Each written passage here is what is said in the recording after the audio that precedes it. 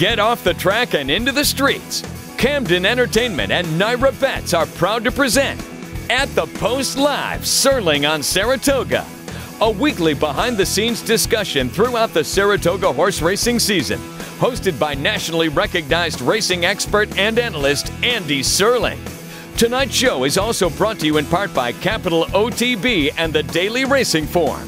Now, live from the Parting Glass Pub in downtown Saratoga, here's Andy Serling. Good evening. Welcome to the second week of At the Post Live. Thanks everybody for coming down to the Parting Glass. Thanks for everybody listening at home. Got a great crowd here. Thanks everybody. It's a beautiful night. It really, today is one of those days you just look out and you think, I'm in the best place in the world. And not only am I in the best place in the world, I'm here with one of the best guys in the world, Kendrick Carmouche. Give him a big hand. Thank you. Kendrick, you must have left the jocks room about 5 minutes ago. Yeah, I would say so. I was so hungry. I see you eating. I see you. Glad to see you. Cheeseburger. Really? How was it? Oh, really good. Good here at the Parting Glass. Nice to be in Saratoga, right? Oh, always. So, how's Saratoga treating you so far? Saratoga treatment good. It's all about hard work and riding smart races. You can be successful up here. You're a smart guy. You're a real thinking man's rider. You are. Thank you you. are. Thank you. No, you are. I know everybody knows it, right? So you come now. Let's start out. Let's start at the beginning. How did you get involved in the game? How did you get involved with riding? Family? Family. My dad was a jockey for 16, 17 years. They call him the fog jockey. We all should know that by now, you know. I wasn't going to bring that up. It's all good, you know. It helps the story. Funny things happen in the fog. Yeah, you know it. But I always wanted to be a jockey. I just followed my dad every step that he took. If he took 2, I took 3. You know, it was bound to happen. That was my goal at life, and it's very amazing to come from Louisiana and to be in New York, where I knew it would take me a while to get here, but with people that love you and good family and wife and kids and loved ones They're around here. you. Family's here. It's a blessing. So when did you start riding? How old were you when you first started getting on horses? I was like 10 years old. I was breaking babies. Really? I was breaking quarter horses. Down in Louisiana? In Louisiana for my dad. My dad had broke his arm and his neck, so, you know, we had to man up and take over for a while. You were riding quarter horses when you were 10 years old? Oh, yes. We jumped in the stall with him. Daddy said, go ahead. That must have been kind of rough. Scary. Now, did you ride, when did you start riding in sanctioned? Did you ride in unsanctioned races? Louisiana's a little wide open, right? You know, I rode on the bush track one time. I never broke out the gate. Never galloped horses that long, but I always broke babies. But my dad never allowed me to gallop because he wanted me to learn how to control them first. So the first time I ever went to the bush track, it was scary. It's unbelievable. My dad came get in the gate with me. I never broke out the gate. He said, this is what you do. 4-horse field, I broke out the gate. Finished 4th. I told my dad I never want to do it again. And here we are. Here we are. So I guess that changed. I guess you decided to do it again. Oh, no, it never changed, Andy. I didn't want to ride at the bush track anymore. No rules, man. It's not fun. What is the definition of a bush track, essentially? It's not illegal, it's not legal, you know, so that's the best way to put it. Okay. So, you know, every man and every woman is for themselves whenever you're out there on the bush track, you know. Right. Probably they don't have stewards, I'm guessing. No stewards. They only got a camera guy, and the guy that's pulling the gate, he might be your buddy or your dad. Or not. Or not. So when did you start riding, and where did you first ride? I started riding in Delta Downs. I rode 2 races. Soon when I turned 16 years old, I was ready to ride. They gave me my license the same day when I rode. I went to Delta to Evangeline, rode for a little while, then I left Evangeline, went to Shreveport for maybe 2 months. And an agent called me to go to Sam Houston. My dad and mom told me never pass up on the opportunity. Never know if you get it again. So went to Sam Houston for 2 months. Stayed there for 2 months. Jack Service, John Service dad, called me. It was dead of winter. Never forget it, like tomorrow. He said, you want to come to Philadelphia Park? I said, I packed my bags. I said, I'll be on the flight next week. When I got to Philadelphia Park, I was turning 17 years old a week later, and it had a foot of snow. And I'm from Louisiana. We make our snowmans out of ice. And I called my mom. I said, Mom, I don't know about this. She said, you want a good career? I said, yeah. I said, all right, I'm good. Love you, Mom. 17. So you're not quite 17, and you still 7-pounder bug? Oh, I was still a 7-pound bug. Phil, and how long ago was this? 2001. And how did it go there? You stayed there a long time, right? I mean, did you stay there straight from then on? No, I lost the bug. Then I went to Charlestown, and a lot of people might not believe me, but Charlestown, West Virginia is the best track in my eyes because it taught me how to ride races, when not to be in the hole, when to be in the hole. And they had a lot of good aggressive bull ring riders. So by the time I left Charlestown to make it back to Delaware, I was prime and ready just to ride with, you know, Ramon Dominguez, Jeremy Rose, Jose Carabao. I can go on and on. I mean, McCarthy, I mean, they might have not made it to New York, but they taught me enough to get where I needed to be in New York. And Ramon, I mean, well, Ramon did make it in New York. Ramon, one of the greatest riders in the history of horse racing. Yes, sir. And one of the nicest guys in the history of horse racing. History of the world. One of the nice, best people you'll ever get to meet. I miss him. I miss Ramon all the time, especially in the winter. I love seeing Ramon in the winter. I love talking to him. Just a great guy. Good people. Good guy. Good family guy. Good dad. All around guy. So much class. Much less chess being played in the jocks room at Aqueduct since Ramon left. You working on your chess game? Well, you're riding every day. Nah, my chess game is riding on this turf course y'all have in New York, you know. Well, we'll talk. So you know, you didn't. Well, Parks had a turf course, but I have to think that's one of the biggest changes for you. Though Delaware had a turf course as well, but New York, we have so much turf racing. When I tell you, it took me until this year. I've been in New York for 3 years, and it took me until this year to figure out Belmont turf course. I'm not used to jockeys grabbing. No, you're not a grabber. That's why I love you. I don't grab horses. No, I don't take them out the rhythm. Let them run free. I mean, it's called horse racing and jockey racing for a reason, you know. So after the second year in New York, matter of fact, I was cutting my hair one day across the road at Belmont, and Jose Santos walked in. And I said, Santos, I'm a student at game always. I was like, man, tell me how to ride the turf course. He said, Kendrick, I rode the turf pretty good, but you need to go watch Gary Stevens in his day when he was at Belmont Park. And, man, I went home, watched probably 100, 200 replays of everybody. And he was right. He's a great rider. He was right. He said, just be clear. Don't let them guys trap you inside because they won't let you out. Now, the tracks, the turf courses at Belmont are very tricky, especially the inner. I find just watching the mile and a 16th races on the inner where you basically take a left, you go sort of uphill, and then you take a left turn pretty quickly, right? Yes, and for a jockey to leave out the chute and make that turn, and you calculating in your mind how fast you're going, if you should grab him or still let him run free, it's pretty complicated, you know. It's not really easy. Whenever I leave there now, I always like to leave my horse on the left lead when we turn on the backside where he can stay relaxed. Because if you switch him over, he's gonna get aggressive with you, and you don't want that. Because now you're gonna go 47 and 4 at Belmont unless it's in the middle of the summer and it's really fast. I'm gonna let him rip. That happens sometimes, you know? yeah. Summer it gets a little bit warm. No, it is a tricky course, and I mean you have all these different courses to ride in different kind of doglegs. The mile and eighth races, you get that turn so fast. It's not easy. No, it's not easy. What really got me was the 6 furlongs and the 7 furlongs. I mean, we don't do that on the smaller racetracks, you know. So really, whenever you leave there and you want to shuck on one, you really don't want to shuck on him. You really just want to break good, tuck in, and wait. So when you ride, because you really are a thinking man, right? There are a lot of times, as much as any rider in New York, where you can influence the result the way you ride in a positive way. Do you think about other riders and the other horses they're on and think about what other riders are going to do, or are you mostly thinking, this is what I want to do?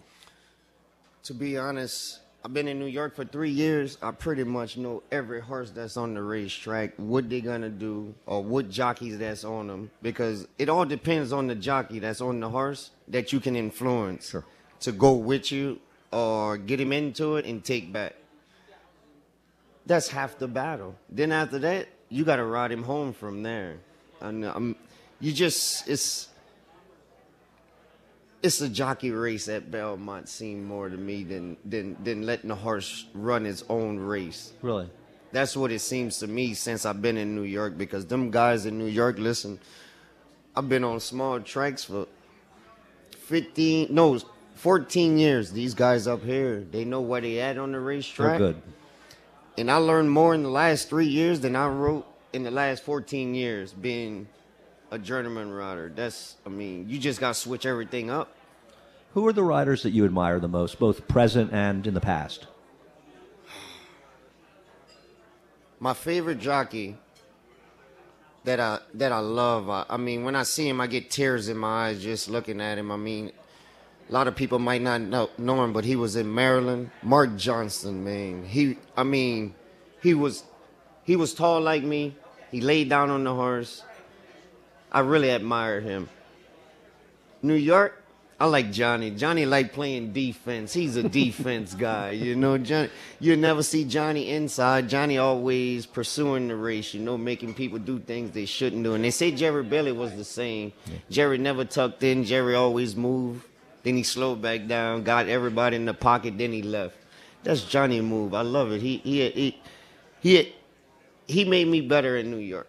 Did you watch him ride and some of these riders ride before you came here, and now you're sort of riding against them, and did you sort of think about riding with them? Oh, yeah. Before I came to New York, I studied any and everybody at this racetrack, and even when they came to parks, they had to come to my house, so they had to beat me, so I pretty much knew where to be and where to put them on my racetrack. So in order for me to come to New York, I had to go sit in their living room and watch what they do. Well, you are the most adept at picking up biases of any rider that rides in New York. I'm not saying other guys don't do it, but nobody picks up on it as quickly as you do. Do you think riding at parks had something to do with that? Because they'd often have dead rails, and then sometimes it would change?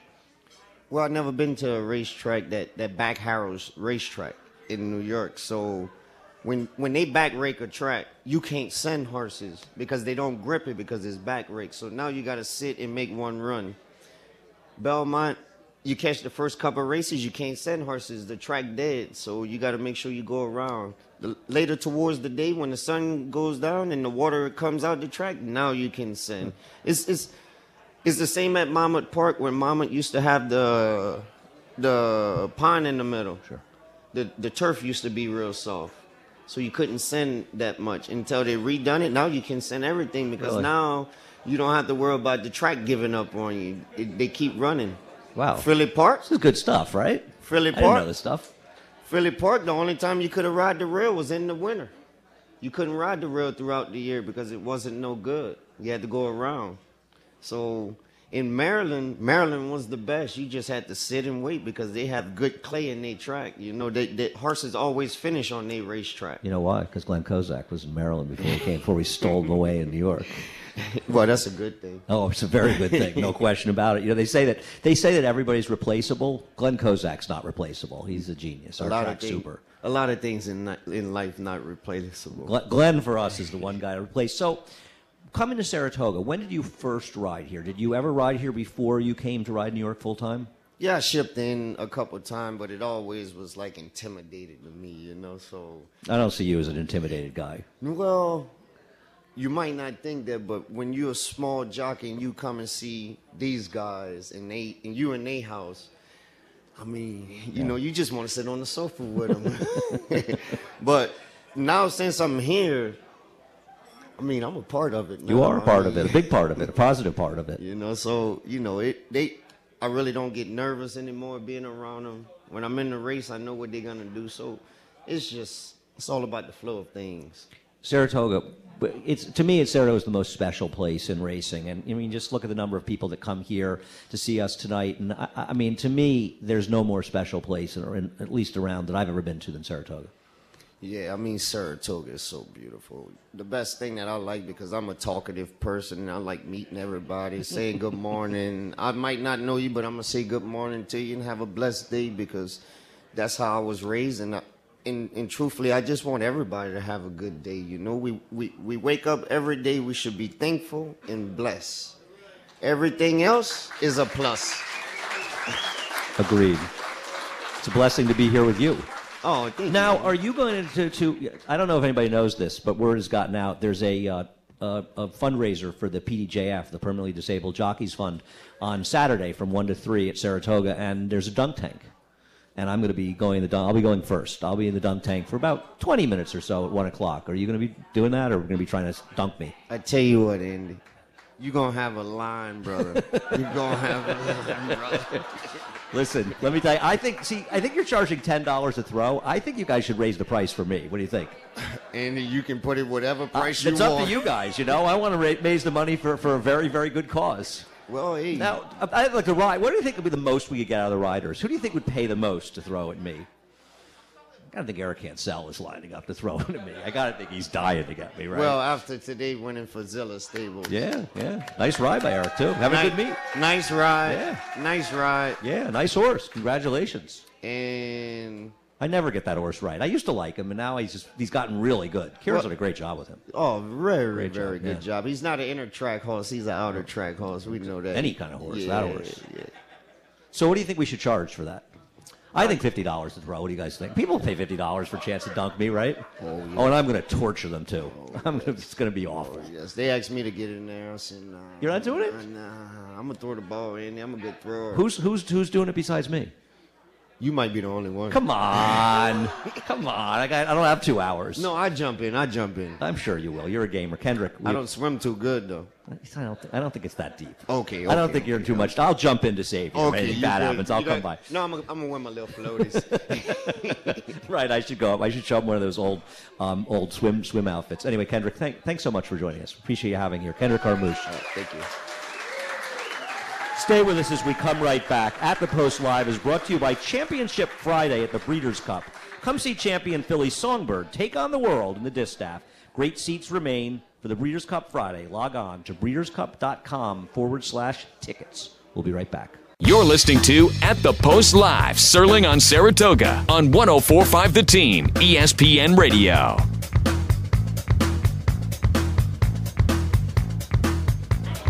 As we come back, let us remind you that At the Post Live, Serling on Saratoga is coming to you live from the Parting Glass Pub in downtown Saratoga and is presented by Naira Bets. Sign up to Naira Bets and get a $200 cash bonus. With Naira Bets, you can bet on any track, from anywhere, at any time. Use promo code ANDY200 when you sign up at NairaBets.com. Naira Bets, racing's best play. As well as the daily racing form on sale now, Saratoga Clocker Reports featuring in-depth workout analysis for horses running at Saratoga. Available every race day of the meet. Visit drf.com/clocker. Thanks for staying with us at the Post Live. Thanks to Kendrick Carmouche for coming down. My next guest, the people in horse racing, there are many people in horse racing that get no love, and some of them are assistant trainers. But I think of Norm Cassie, who is a good friend of mine, as sort of more than an assistant trainer. You could be the brains behind the operation. I'm not going to take any credit just yet. But Talking to that mic, will you? I'm not going to take any credit. I'm just proud of what we've been doing and look forward to the future. Now, of course, Norm's father is Mark Cassie and working together. And how long have you guys been working together? Probably about 10, 11 years, ever since I got out of college. I graduated in 2006, and I jumped right into it. And we went from Woodbine to Churchill, and now we're here, and we're just having a lot of fun. Do you spend a lot of time at Woodbine? I spent about 3 or 4 years where I had to live in Woodbine up in Toronto. It's a great city. It's an awesome city, and actually the track doesn't get a whole lot of credit. It's a great track. It's a wonderful racetrack. It was a great place to learn, but at the same time, you were there and you were dreaming of bigger things, and it doesn't get any bigger than Saratoga. Well, you guys killed it up at Woodbine, though. We do really well up there, but at the same time, you have to make a name for yourself at places like this, and we're proud of what we've been doing. When did you start coming to Saratoga? I think probably about 6 or 7 years ago. I was actually reminiscing about it the other day. We ran a horse here named Silky Smooth in the Lake George opening day, and true story. We were stabled in Tommy Albatrani's barn, and I remember before the walkover, I literally vomited into the stall because I was just so nervous about what was getting ready to happen. And funny enough, I was saddling a horse right next to Todd Pletcher, who's a big hero of mine, and I pull down the iron and the horse flips over in the stall, and it was just everything about it was just embarrassing. And the horse ran a really good fourth that day, and I got a taste of the place, and it's a awesome place. You were up in Woodbine at the time you had just come down to Runner, so you got to come and then had to leave. Yeah, and never really got a taste of the town. To me, the coolest thing about Saratoga in general is just the town. Like, the track is wonderful. It's a great place to run horses and showcase, but to be able to walk to dinner, to go through and to know people at every restaurant you go to, and to have fun at all the bars and stuff, that's what makes Saratoga special. It's a magical place. I mean, I think for me, I feel walking to and from the track every day, bad day, good day, just happy and lucky to be here. Yeah, I think sometimes I take it for granted. I'm a little spoiled that we're here, but it's a tough place. It's a humbling place, but at the end of the day, this is where you want to be. Right. Everybody gets beat up in Saratoga, so when you're successful at any level, it makes it so much sweeter. I agree. Some of our biggest moments have been here, and it's because of where you are. Working with your dad, how is it working? I mean, I'm sure it has pluses and minuses. And I like your dad a lot. It's just tough. I mean, it's tough because it's work, but it's also family. So I think it's probably a little more rewarding. You're a little more proud of what you've accomplished, but at the same time, we get frustrated at each other, and I'm not afraid to speak my mind, and he's not afraid to speak his. And I don't know if every trainer and assistant trainer have that type of dynamic where we're figuring things out together and we're actually talking and we're not afraid to express our opinions or our feelings. And it gets heated from time to time, but when the good moments happen, they're even better. And you guys have had some very, very good moments. I'm sure everybody's familiar with Tepin, and you pretty much worked with Tepin throughout her entire career. I'm very, very proud of what we accomplished with Tepin. I think she was a very special horse. Now that we're far removed from her career and she's gone, when you go back and you reminisce and remember everything you've accomplished with her, it's really surreal when you think about it, and I'm very proud of what we did. Yeah, a remarkable 2-year run for her. What was her actual record, sort of going back over that period of time, starting when she won, I think, did she win the Distaff at Turf Mile at Churchill? That was her first That was win, her right? coming out party, and then going into Belmont Day, just the game, I was really confident, thought that we had a big shot to win her first Grade 1 with her. She obviously delivered there, and then she had really two humbling experiences here where she got beaten, really bad beats. And Zop and the Diana and the Boston and spot. I mean, just brutal. But I really think when it all shook down that actually made her a better horse and made us better trainer, took us a step back, and from that day on, she became, a different animal, so to speak. They also weren't mile races. They were a mile and an eighth and a mile and a 16th. And Boston Spa is somehow a Grade 2, but it's basically been a Grade 1 race for a number of years. Yeah, and you know what I think, Andy, and I think you would agree with me when I say this. A mile and an eighth seems a lot longer on this turf course than a normal mile and an eighth turf race, and the same can be said for the mile 16th. It's demanding. I never see horses come like that last 16th of a mile, last 70 yards, and nail horses like they do here at Saratoga. So I don't think it was her favorite place, but at the same time, she needed to be here to become a Breeders' Cup champion. She needed to be here to win Royal Ascot. So it's not that bad. Well, she had an amazing run at Keeneland, obviously, in the fall. And talk about going to Royal Ascot, because I think everybody saw after this year, and the Americans, most of them got their butts kicked over there this year. I think a lot of us appreciated what Tepin did last year a little bit more, if not a lot more. Just an awesome experience. Can't say enough. Truthfully, going into it, Andy, to be honest, it wasn't something that I wanted to experience. I have things that I want to do. I want to go to Dubai and things like that. Royal Ascot was not really high on my list. It wasn't, and that's just 100% being honest. And it wasn't even really on my radar with Tepin. When we decided to do it, we went, full steam ahead, and when I got there, I realized, wow, this is a different animal altogether. And I mean the fan base there, the way things are done there, and the facility there, and I mean there's only one way that we're going to be able to replicate the feeling of winning a race like Royal Ascot, and that's to win the Kentucky Derby. And I really mean that. It was just a tremendous experience. Did you meet the Queen? I didn't meet the Queen, but I've been fortunate enough to be in a scenario where I'm literally within like 5 feet from the queen 3 times, and I think that's a cool little bit of a testament. Awesome. It's a testament to how important horse racing is worldwide. I want to hang with the queen. The queen gets up in the morning and reads the Racing Post.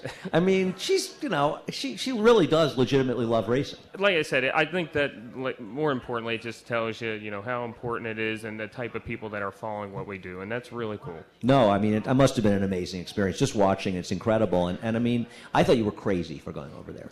I mean, I was wrong about Tappan virtually her entire career. I got her wrong race after race after race, but that win over there, I mean, it's incredible to win over there. And she wasn't even on a turf course she particularly liked. I think, I think you and I were talking about this privately the other night.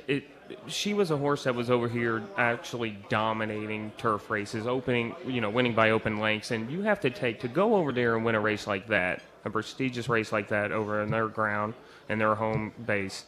You got to take a legitimate superstar, and that's what she was. And hopefully, one day we'll have another one, but it's going to be hard for us to do so. No, you have to appreciate what you have. Now, we'll go to a different direction of one of the most talented horses you've ever been around, but probably one of the most frustrating horses you've ever been around, Classic Empire. Very frustrating horse. I mean, everything's obviously well documented with him. The wintertime was not a real fun experience for anybody that worked in the barn, worked around him. Super talented. Wish that we could have trained him the way that we would have liked to, but he's not that simple. And at the end of the day, winning the Arkansas Derby, running a big second in the Preakness were very, very rewarding because of how frustrating the horse has been. And hopefully he's had a really good week to 10 days here. Hopefully we can get him back on a regular work pattern starting this weekend, and we can start pointing him to other things down the road, hopefully the Travers or the Pennsylvania Derby. We'd love to see him in the Travers. Dale Romans is here, and I'm sure it pains him still. Of course, he finished second behind him, and it took, in my opinion, his win in the Breeders' Cup, because not this time who Dale had some monstrously talented horse. It took a Herculean effort. That's one of the most impressive performances ever in the Breeders' Cup Juvenile. I know that Dale Romans is one of my role models, and I look up to him. And he's going to make fun of you, by the way. I understand, and he can make fun of me all he wants, but he's still my role model. We all knew that how much he really believed in his horse going over to the race, and I'm talking about the Breeders' Cup, obviously, and. Those two separated themselves, and we really had to earn it, and we were really proud. And like I said, the horse going forward from the Breeders' Cup, it's been a frustration, but at the end of the day, we're just so proud of what we've accomplished with him, and there's nothing that can be taken away from him. Well, his Preakness was one of those races you look at, he did everything but win.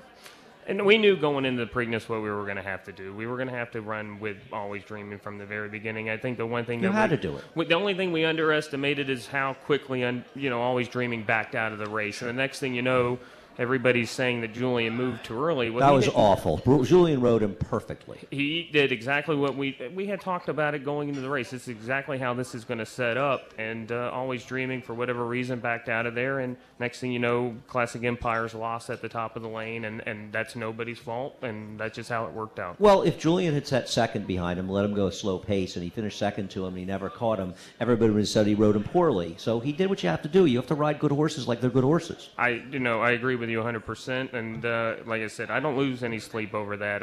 I'm really proud. I can't overstate the fact that I'm just so proud of what we've accomplished with Classic Empire, because most people don't know what we've been through. You had a nice day with the 2-year-olds today. They came off the turf, but that horse really ran today. She's a really talented horse. Honestly, she's a very good dirt horse. We put her on the grass because we weren't sure how fit she was. The turf dam, too. The dam was a good turf horse. And that was one of the best horses we've ever trained, actually. We actually trained her, Roxy Gap. Right. And this is the 12th horse in today's 5th race. But going forward now that she's had the race, obviously, over a sloppy main track, I think we can be excited that she's actually a legitimate dirt horse. She got a lot out of it fitness-wise, and obviously mentally she got a lot out of it. And I think, she's a cool horse to be looking forward to down the line. No, I thought it was terrific, and the other one that finished second was yours as well, and made a nice run. She ran exactly how she had worked. We had broke her 2 times from the gate. Both times she had broke a step slow, but made a big move going into the turn, and that's the same type of kind of what we expected. And now going maybe 7/8 later on in the meet, she could be a horse that you look for.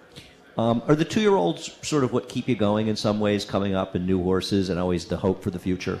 I agree. Yeah, you have horse racing's very funny. You have all these good stake horses in your barn. You got horses like Classic Empire, World Approval, those type of horses, Holding Gold. But at the end of the day, the horses that you really look forward to, I don't quite understand why we do this, and everybody does. It's those 2-year-olds that promise to become something really special. And I think we have a bunch of those in the barn right now. We've had a tough luck. We've kind of a bit far behind to where we were last year, but at the end of the day, we know we have some really good horses, and the future looks really bright for us. I think it's the promise is the right word. It's the hope. I mean, everybody does it. We go to the track, and we handicap, and we bet a horse, and it's the promise that we're going to be right. And you have these horses, and it's what they may hold in the future. They're all sort of like surprise packages. Yeah, and then, like I said, you get up every day hoping to see something special, and we've got a roster of really good 2-year-olds, and hopefully they showcase themselves here. I want to talk briefly about your grandfather, the first Norman Cassie. I knew him. I met him when I was 13 or 14. He was one of the game's greatest characters. He, I think the biggest testament to my grandfather is, and I know this probably better than anybody, and I mean this, is that when I introduce myself, and I introduce myself as Norman Cassie, obviously they immediately connect me to my grandfather. And there's not a person that has ever said anything negative to me about him.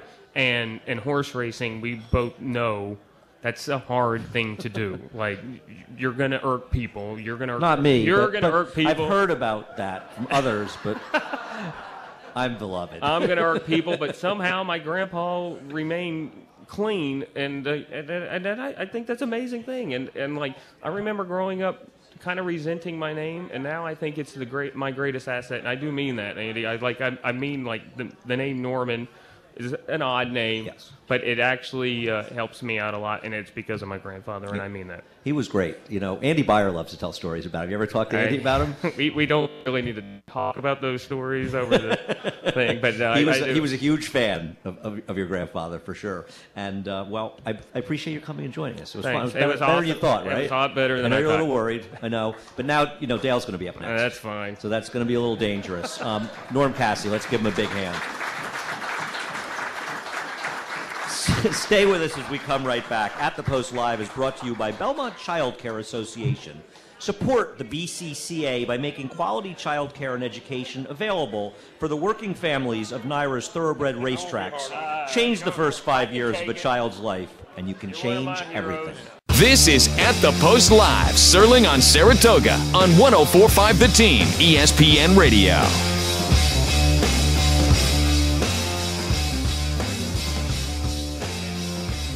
As we come back, let us remind you that At the Post Live, Serling on Saratoga, is coming to you live from the Parting Glass Pub in downtown Saratoga and is presented by Naira Bets and Partners. Capital OTB. Capital OTB offers a great sign-up bonus of Bet $50, Get $50 promo. Each month, open an account today and receive a free cash bonus once you have wagered $50 before month's end.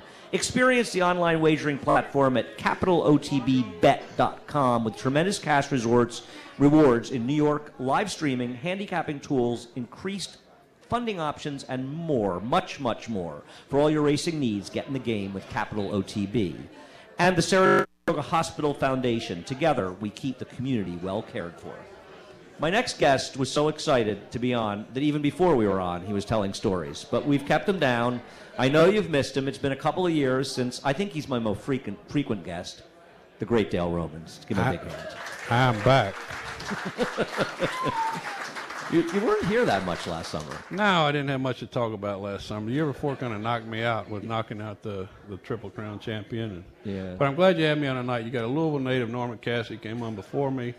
And you got a Cajun jockey, which everybody knows I have an affinity for Cajuns. So we've heard. Coming on. He's the only Cajun representing the room here, I think. I told him you should have brought Tammy down. Where's Tammy? I should have brought Tammy. She's at home, but I told him this winter came up. I said, you don't think he's a Cajun jockey. You watch him finish from the 8th pole home.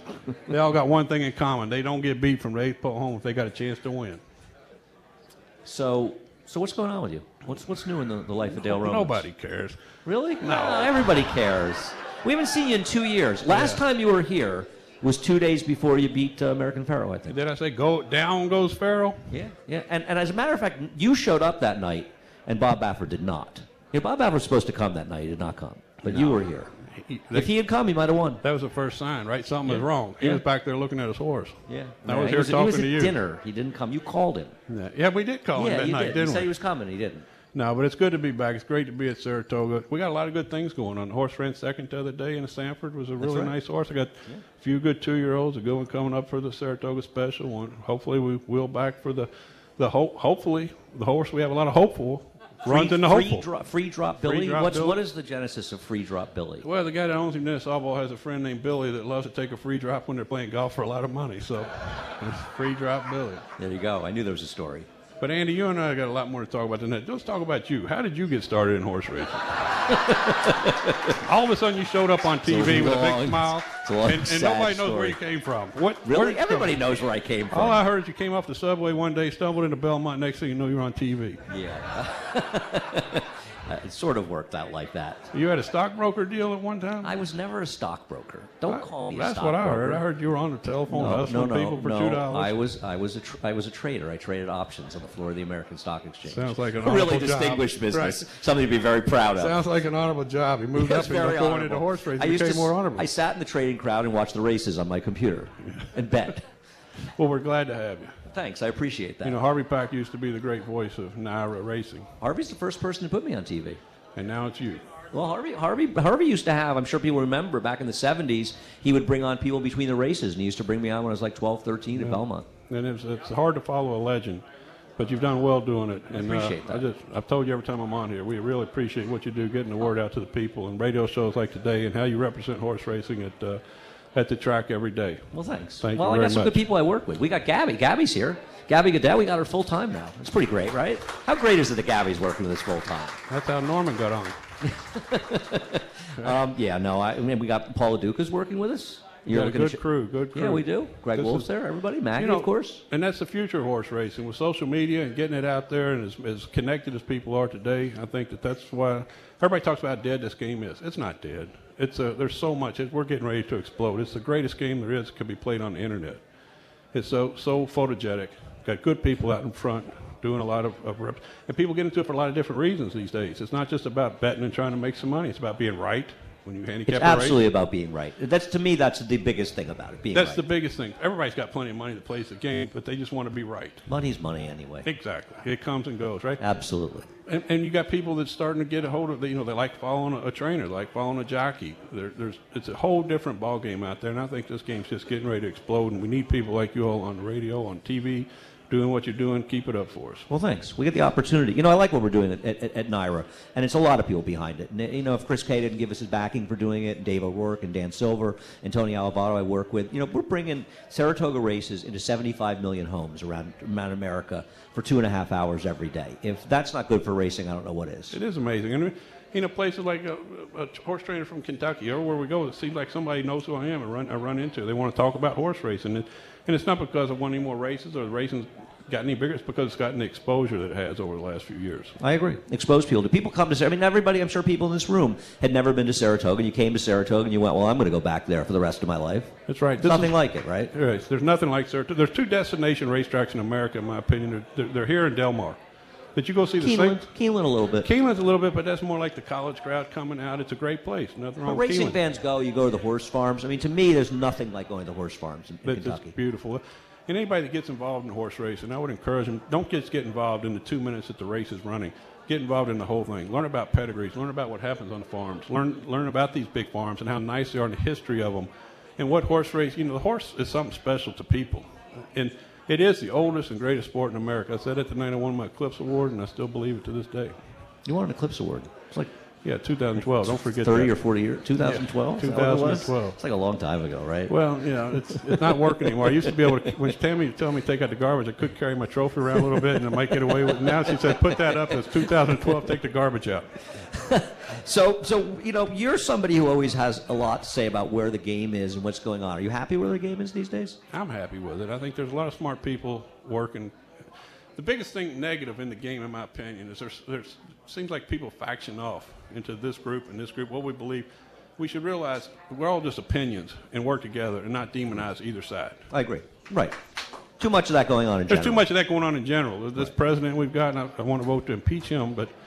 Well, you know, it's bad because Bailey might have had a job if Hillary had won. She worked for Hillary. And she wouldn't have to be supporting her What are you talking anymore. about? My daughter worked for Hillary for 2 years before the campaign. We thought she was going to the White House. She ended up back at my house. I think it was bad for you. How do you think she feels? Right, exactly. But she's here now. She's here today. You know? She's my favorite roommate. You know, she's a great roommate. Oh, she loves Andy. She does She's a love great Andy, roommate. and- She is. She's much nicer when she's like, you know, in the apartment. She cleans up for me and stuff. She's a She's good great. girl. But Now I don't have a second bedroom, so she can stay on the couch. The great thing about racing, though, there's a family environment. She goes out downtown. She can't get home. She stays with Andy. That's fine. Norm, I've known since he doesn't remember, 5 years old. I'll tell you a story about Norm and his brother. They were at Turfway Park one time, and they were 5 or 6 or 7 years old, and they were fighting, and Mark put one in one corner, one in the other corner of the racing office. He's trying to make some entries, and I looked at him, I said, ding, ding. Boy, they came out swinging and punching. I think Norman got the best of his brother, but I don't think he wants to try him today. Is he work with Norm or his brother? What does he do? No, his brother, he's the head detective at Louisville. Oh, he's the head detective, He's the right. detective at Louisville. You don't Police ever have to call him, do you? I've got him on speed dial. I told you. So all the Cassies are my friends. He's the only one on speed dial.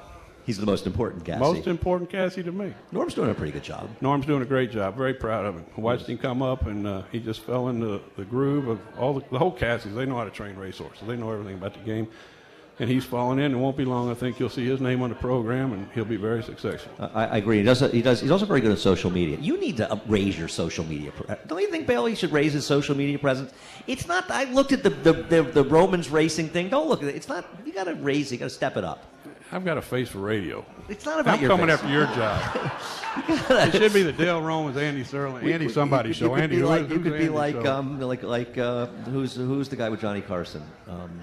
Ed McMahon? Ed McMahon. No, you'll be my Ed McMahon. I hate to tell I you. hate to tell you, I got this gig. Yeah. Okay, you know this is You my got- gig. you don't got it move for in now. and move me aside. Hey, You're Chris gonna have K, to be, where are you? No, he's got nothing to do with the show. Yeah, okay. I'm in No, charge. you do of the a great show. job. I don't want your We job. got to take a break, but we're not letting Dale go. Don't worry. We'll He's talk going to be about right horses in a here. minute. We'll be back. We'll hear about his 2-year-olds. Stay with us as we come right back. At the Post Live is brought to you by Special Olympics New York. Be a fan. Visit www.specialympicснewyork.org for more information. This is At the Post Live, Serling on Saratoga on 104.5 The Team, ESPN Radio. As we come back, let us remind you that At the Post Live, Serling on Saratoga is coming to you live from the Parting Glass Pub in downtown Saratoga and is presented by Naira Bets and Partners, the Breeders' Cup World Championships for the first time ever this year at Del Mar, November 3rd and 4th. For ticket information, log on to breederscup.com/tickets. And the Daily Racing Form on sale now. Saratoga Clocker Reports featuring in-depth workout analysis for horses running at Saratoga. Available every race day of the meet. Visit drf.com/clocker. Thanks for staying with us and At the Post Live. Dale Romans is still with us. We have not discussed... First of all, I want to discuss J-Boy Zacco. Is he here? No, he's back at Churchill. You know, I gave him a little break after the Belmont. Triple Crown, getting to the Triple Crown, running through a couple of those races is tough on a horse. And I know what he can. I know how much money's out there for a 4-year-old next year. Hopefully run him a couple times this fall and have him ready for his 4-year-old campaign. Didn't you want to run him in the inaugural Alan Jerkins? The King's Bishop has been renamed in the honor of Alan Jerkins. I Memorial. will put a horse in that race. You've got to have a horse in there. You know, the chief was my man, and the greatest man I ever met. Many people, the greatest man many people have Yes. ever met. And I've got a couple of horses up here that want to go 7/8. We'll see what happens in Amsterdam on Saturday with Singing Bullet. He's a very talented horse, and I've got another one, Pocket Square, going to run an allowance race that could wheel back in it. But there's nothing more I'd rather do than win that race the first year in the name of Alan Jerkins. That would be pretty great. Now, for those that don't know, Alan Jerkins was on this show a few years ago, and Dale Romans was instrumental. Without you, he would never have come down. He was my man, and it took a lot of talking. I said, Alan, I will get you home.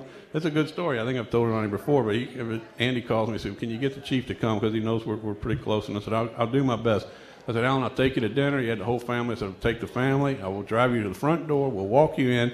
He's nervous. Nobody wants to know what I have to say. You know, he got up here and hit it out of the park. He was great. Pulled up the car, and I got him in the car to Was it leave. not a great night? One of the most memorable nights You of my life. couldn't move in this place. I said, Alan, look, they're coming to see you. That's it. They're not here for Andy. No, and that's I got him absolutely out true. the side door, put him in the car to get him home, and he said, you know, Jerry Bailey was coming up on after me. We should have probably stayed and listened to him because he rode for me. I said, you son of a bitch, you told me how quick you had to get home. He was great. You know, it's funny.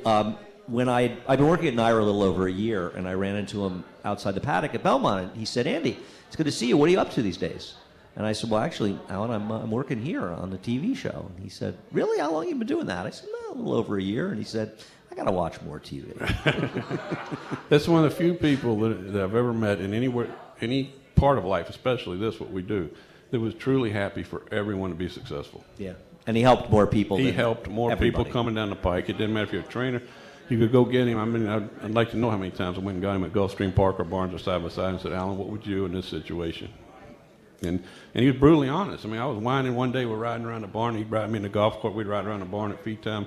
And I'm whining about the game changing. He says, "It's been changing for the last 70 years. I've been either change with it or get out of the game. Get out of my cart, kid." Yeah, he was a legend for a reason. He was a true legend. He's a true legend, and people realize. You know, he told me when he's coming up, he started doing very well young, and the guys above him kind of resented him a little bit. Then he got to doing well with his peers caught up with him that were some great horse trainers, and they respect him. He said the guys coming behind him made him the chief.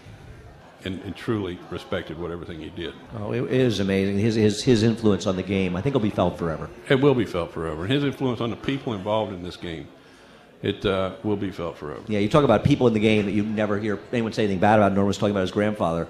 You couldn't find a person that didn't love the Chief. And I was fortunate enough to have both of them in my life at some point, help me along the way, and both of them were great influences. You meet a lot of great people in racing. You meet a lot of great people. There's a lot of great people in the world, but in racing there is. And I always say racing is a great equalizer. Look, I'll be stooping for a $2 ticket somebody threw on the ground standing next to a billionaire, and they'll both get to hooping and hollering for a horse to get up for third. There's no place else in the world they'd ever stand next to each other. Absolutely. I wish we had another hour to talk. Unfortunately, we're going to take a quick break, and we'll come back for a few seconds with Dale. But Dale, we've appreciated you coming. He'll be up here for the last half minute of the show, but stay with us as we come right back. At the Post Live is brought to you by Capital OTB. Go mobile at m.capitalotbbet.com. Watch, wager, and win with Capital OTB. You're listening to At the Post Live, Serling on Saratoga on 104.5 The Team, ESPN Radio. We are back with At the Post Live, brought to you by Naira Bets. Sign up to Naira Bets and get a $200 cash bonus.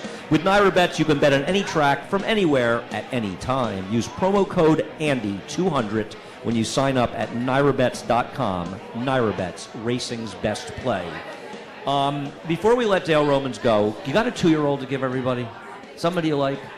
I mean, I've got so many of them I like right now. Really? They're doing well. A lot of horses doing. We've run 4 maidens, 3 of them have won.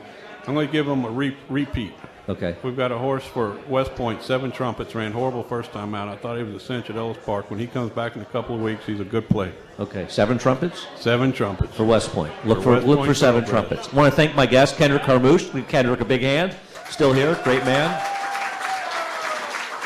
Norm Cassie as well. Norm's probably slid out the back door somewhere. He's probably hiding around here somewhere.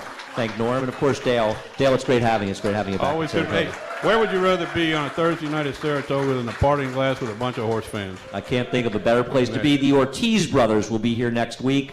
We're talking to some other people, get some confirmations, but both brothers will be here next week. Hey, thanks to everybody for coming down. It's been a lot of fun. We'll see you next week. You've been listening to At the Post Live, Serling on Saratoga. Presented by Naira Bets, live from the Parting Glass Pub in downtown Saratoga. Tonight's show was brought to you in part by Capital OTB and the Daily Racing Form. Join us next week for another hour of insider discussion about the Saratoga racing scene with Andy and his special guests. Remember to follow us on Twitter at the Post Live. This has been a special production. This has been a production of Camden Entertainment.